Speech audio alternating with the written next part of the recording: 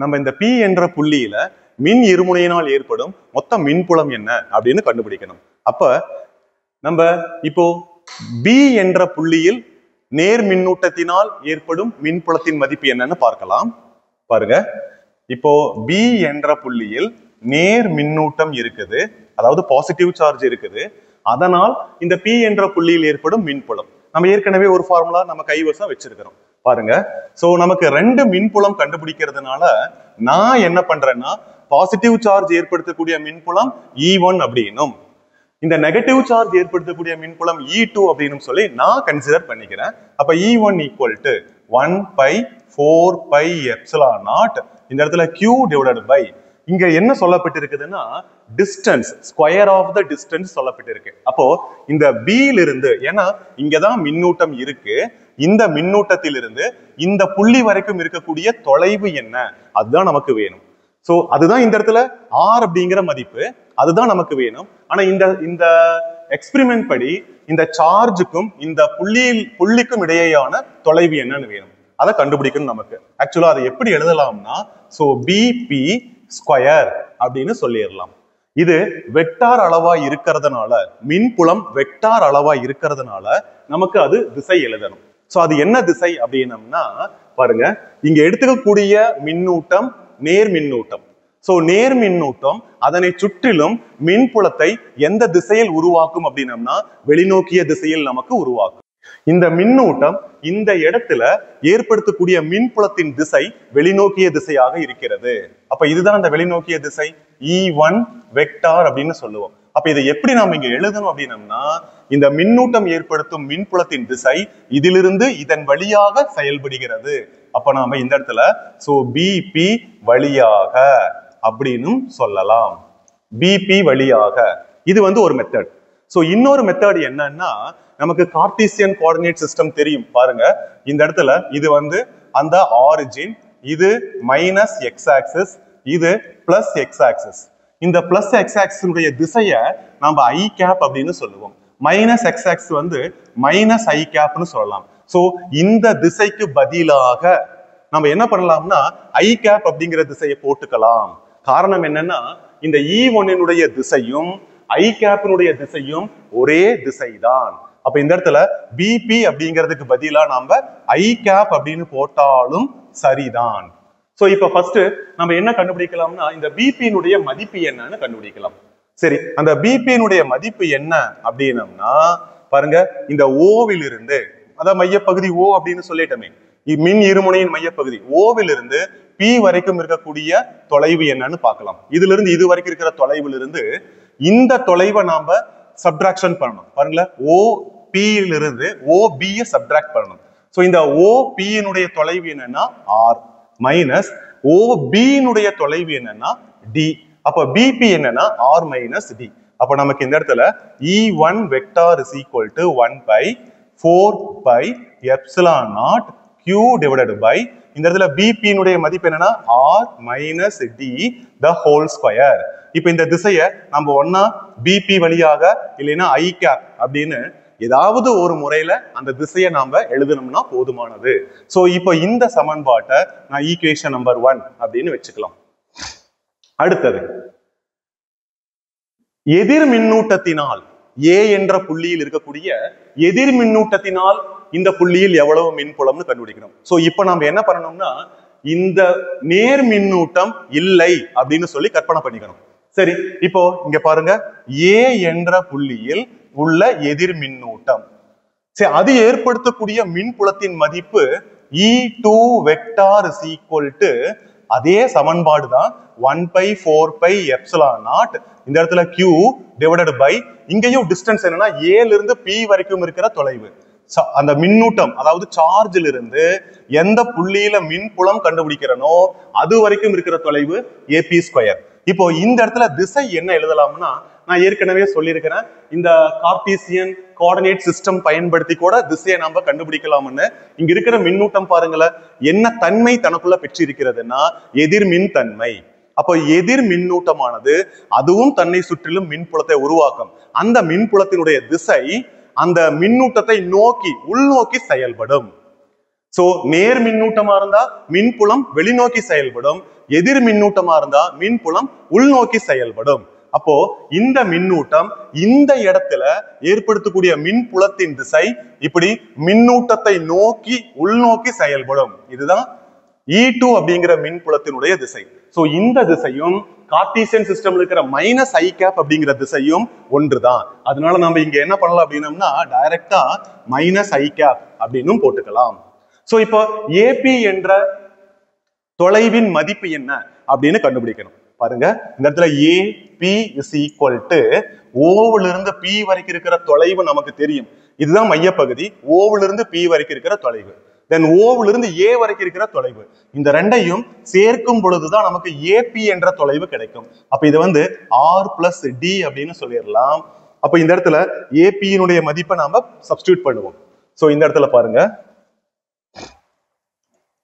E2 vector is equal to 1 pi 4 pi epsilon naught.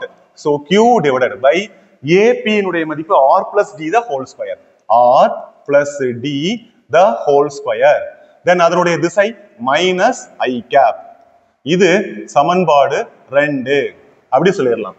So இந்த இடத்துல equation 1 பாருங்க, 1 by 4 pi epsilon naught Q by R minus D the whole square I cap.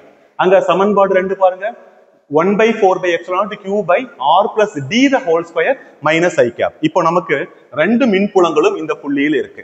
இப்போ நமக்கு மொத்த மின்புலம் என்ன அப்படின்னு சொல்லி கண்டுபிடிக்கணும். அப்ப அதுக்காக நம்ம என்ன பண்ணணும் அப்படின்னா, இந்த இரண்டு மின்புலங்களையும் பாருங்க, ரெண்டும் எதிரெதிர் திசையில் இருக்குது. ரெண்டு மின்புலத்தினுடைய மதிப்பும் சமமாக இருக்குதான்னா சமமாக இல்ல. எப்படி ரெண்டு மின்புலங்களும் சமமாக இல்லைன்னு சொல்றோம்னா, அதனுடைய தொலைவை பாருங்க, ஒன்னு R minus D, இன்னொன்னு R plus D. So E1 என்ற மின்புலம் அதனுடைய தொலைவு பாருங்களா, குறைந்த தொலைவில் இருக்கு. இந்த சார்ஜ், இந்த பாசிட்டிவ் சார்ஜ் இங்க ஏற்படுத்தக்கூடிய மின்புலம் குறைந்த தொலைவில் இருக்கு. இந்த நெகட்டிவ் சார்ஜ் இங்க ஏற்படுத்தக்கூடிய மின்புலம் அதிகமான தொலைவில் இருக்கு. அப்போ அது மட்டும் இல்லாம இந்த சமன்பாட்டின்படி பாருங்க, மின்புலத்திற்கும் தொலைவிற்கும் இடையேயான தகவு அல்லது அதுக்கு உண்டான தொடர்பு என்ன அப்படின்னா எதிர்த்தகவாக இருக்குது. அப்ப எதிர்த்தகவு அப்படின்னம்னா தொலைவு அதிகரிக்க அதிகரிக்க மின்புலம் குறைஞ்சுகிட்டே இருக்கும். அப்போ நம்ம இப்போ இந்த கான்செப்ட் அடிப்படையா வச்சு E1 E2ல எது அதிக மின்புல மதிப்பு உண்டது, எது குறைந்த மின்புலம் மதிப்பு கொண்டதுன்னு தெரிஞ்சுக்கலாம். அப்போ தொலைவு அதிகமா இருக்கிறது குறைந்த மின்புல மதிப்பை கொண்டது. அப்ப யாருன்னா E2. பாருங்க, E2 அப்படிங்கிற மின்புலத்தின் மதிப்பு E1 என்ற மின்புலத்தின் மதிப்பை விட குறைவானது. அப்ப மொத்த மின்புலம் கண்டுபிடிக்கும் பொழுது என்ன பண்ணணும், ரெண்டும் வெக்டார் குவான்டிட்டி அப்படிங்கிறதுனால, வெக்டார் அளவுகள் அப்படிங்கிறதுனால பெரிய மதிப்பிலிருந்து சிறிய மதிப்பை நாம கழிச்சிடணும். அதுதான் இப்ப செய்ய போறோம். மொத்த மின்புலத்தின் மதிப்பு என்ன அப்படின்னம்னா பெரிய மதிப்பு E1 இருந்து சிறிய மதிப்பை நாம என்ன பண்ணிடலாம்னா சப்ட்ராக்ட் பண்ணிடலாம். அப்ப இது வந்து ஈக்குவேஷன் நம்பர் 3. சோ இங்க ஈக்குவேஷன் நம்பர் 1 and 2 இந்த ரெண்டையுமே எங்க சப்ஸ்டிட்யூட் பண்ண போறோம் அப்படின்னம்னா in 3. சோ அப்போ இந்த இடத்துல E vector is equal to E1 இன் மதிப்பு என்ன, 1 by 4 pi epsilon naught, 1 by 4 pi epsilon naught, then Q by R minus D the whole square. இந்த minus E2 இனுடைய மதிப்பு என்ன, 1 by 4 pi epsilon naught Q divided by R plus D the whole square. So அடுத்த ஸ்டெப்ல ரெண்டுலயுமே எந்த அளவுகள் ஒரே மாதிரியா இருக்கோ அதை நம்ம வெளியில எடுத்துடலாம். எந்த அளவுகள் ஒரே மாதிரியா இருக்குதுன்னா, so Q divided by 4 pi epsilon naught ஒரே மாதிரியா இருக்கு. அப்ப ரிமைனிங் அந்த பிராக்கெட்டுக்குள்ள எழுதிடலாம், 1 divided by R minus D the whole square minus 1 divided by R plus D the whole square. இந்த ரெண்டு ஸ்டெப்லயும் நான் என்ன எழுதி இருக்கிறேன் அப்படின்னம்னா, இங்க வெக்டார் அளவு எழுதி இருக்கிறேன். ஆனா மதிப்புகள் சமன்பாட்டிற்கு ஒரு புறம் வெக்டார் அளவு எழுதிட்டேன். ஆனா அடுத்த பகுதியில பாருங்களேன், வெறும் மதிப்பு மட்டும் எழுதியிருக்கிற, திசை நான் சொல்லவே இல்லை. சோ அப்ப அந்த திசை என்ன அப்படின்னா, இந்த இடத்துல பாருங்க, இது பெரிய மதிப்புன்னு நம்ம சொல்லியாச்சு, இது சிறிய மதிப்புன்னு சொல்லியாச்சு. அப்போ இந்த பெரிய மதிப்பிலிருந்து சிறிய மதிப்பை நம்ம கழிச்சிட்டோம்னா மீதம் இருக்கிறது பெரிய மதிப்பினுடைய மதிப்பு தான் மீதம் இருக்கும். அப்ப அதனுடைய திசை தான் இந்த மொத்த மின்புலத்தின் திசையாக இருக்கும். அப்ப E1 திசை என்ன? I vector. அப்போ ஒவ்வொரு இடத்துலயும் நம்ம என்ன பண்ணணும் அப்படின்னம்னா இந்த I கேப் அப்படிங்கிற திசைய எழுதிக்கிட்டே வரணும். சரி, இப்போ இந்த ஈக்குவேஷன் நம்ம என்ன பண்ணலாம் அப்படின்னம்னா சிம்பிளிஃபை பண்ணுவோம் நெக்ஸ்ட் ஸ்டெப்ல. So E vector equal to Q divided by 4 pi epsilon naught of, so on the previous step என்ன பண்றோம் அப்படின்னா cross multiply பண்றோம். So R plus D the whole square minus R minus D the whole square divided by R minus D the whole square into R plus D the whole square. இந்த மாதிரி வந்துரும். Right, இப்போ இத பாருங்க. So Q divided by 4 pi epsilon naught of, இது பாருங்க A plus B the whole square formula. அப்ப A plus B the whole square formula என்ன? A square plus B square plus 2AB. So அதை இங்க நம்ம அப்ளை பண்ணுவோம். இந்த இடத்துல பாருங்க R square plus D square plus 2RD அப்படின்னு வந்துரும். இங்க A plus B the whole square formula apply பண்ணியாச்சு. அதே போல இங்க A minus B the whole square formula apply பண்ணணும். A minus B the whole square formula என்ன? A square plus B square minus 2AB. So அதை இங்க apply பண்ணிடுவோம். பாருங்க இந்த இடத்துல A square plus B square minus 2AB divided by, இந்த இடத்துல பாருங்களேன். So bracket காமனா எடுத்துக்கிட்டு ஸ்கொயர் காமனா இருக்கா? ஸ்கொயர் காமனா போட்டுடலாம். Then balance என்ன அப்படின்னம்னா A minus B into A plus B என்ன வரும்னா A square minus B square. அந்த ஃபார்முலா படி நான் இங்க எழுதியாச்சு. So full bracket close பண்ணிடுவோம். Next stepல then Q divided by 4 pi epsilon naught of, இந்த இடத்துல R square plus D square plus 2RD, இந்த மைனஸ் உள்ள கொண்டு போலாம். minus R square minus D square plus 2RD அப்படின்னு சொல்லலாம். divided by R square minus D square the whole square. இங்க இடத்துல நெகட்டிவ் இங்க பாசிட்டிவ் கேன்சல் ஆயிரும். then இங்க பாசிட்டிவ் இங்க நெகட்டிவ் கேன்சல் ஆயிரும். இங்க ஒரே ஒரு கண்டிஷன் மட்டும் அப்ளை பண்ண போறோம். என்னன்னா D square is, if D square is very much less than R square அப்படின்னம்னா so D square மட்டும் நம்ம என்ன பண்ணிரலாம் அப்படின்னம்னா நெக்லெக்ட் பண்ணிரலாம்.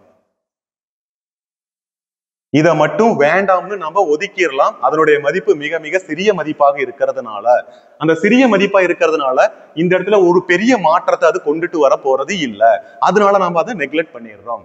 அப்போ பேலன்ஸ் இருக்கிறது என்னன்னா so Q divided by 4 pi epsilon naught of, இந்த இடத்துல 2RD plus 2RD என்ன வரும்னா 4RD divided by இந்த இடத்துல R square power the whole square அப்படிங்கிற ஸ்டெப் வந்துரும். ஏன்னா இதை மட்டும் தான் நம்ம நெக்லெக்ட் பண்ண போறோம். R square power the whole square formula இங்க கிடைச்சிரும். சோ நெக்ஸ்ட் ஸ்டெப்ல பாருங்க E vector is equal to Q divided by 4 pi epsilon naught. Balance என்ன? 4RD. இந்த 4 நான் எப்படி எழுத போறேன்னா 2 into 2 அப்படின்னு எழுத போறேன். 2 into 2D then R divided by R power 4 அப்படின்னு சொல்லிடலாம். ஏன்னா R square the whole square, R power 4 அப்படின்னு சொல்லி நமக்கு வந்துடும். இப்ப இங்க மேல ஒரு R இருக்கு, இங்க ஒரு R, அப்ப இது 3ஆ மாறிடும். தென் இது போக நமக்கு டைபோல் மூமெண்ட், இருமுனையின் திருப்புத்திறன். டைபோல் மூமெண்ட்னா இருமுனையின் திருப்புத்திறன். நம்ம ஏற்கனவே நான் உங்களுக்கு சொல்லி இருக்கிறேன் P equal to Q into 2D அப்படிங்கிறது நமக்கு தெரியும். அப்போ இங்க பாருங்க Q இருக்கு, then 2D இருக்கு. இதற்கு பதிலாக அந்த இருமுனையின் திருப்புத்திறனை நாம அங்க எழுதிக்கலாம். So E vector equal to 1 divided by 4 pi epsilon naught. இந்த இடத்துல 2 அப்படிங்கிற மதிப்பை போட்டுடலாம். Q into 2D க்கு பதிலா so திருப்புத்திறன் குறியீட்டை எழுதிடலாம். divided by இந்த இடத்துல R cube அப்படிங்கிற சிம்பல் போட்டாச்சு. இப்போ இது வெக்டார் வடிவத்தில் இருக்கு. திரும்பவும் நான் சொல்றேன், நம்ம I cap போட்டுட்டு வரணும்னு சொன்னோம் ஒவ்வொரு முறையும். இப்ப இதுதான் என்னன்னா நமக்கு தேவையான சரியான மின்புலத்தின் மதிப்பு. சோ மின் இருமுனையின் அச்சுக்கோட்டில் ஏதேனும் ஒரு புள்ளியில் ஏற்படும் மின்புலத்தின் மதிப்பு E vector equal to 1/4 by epsilon naught 2p divided by R cube then I cap. I cap is the direction of electric field. Thank you.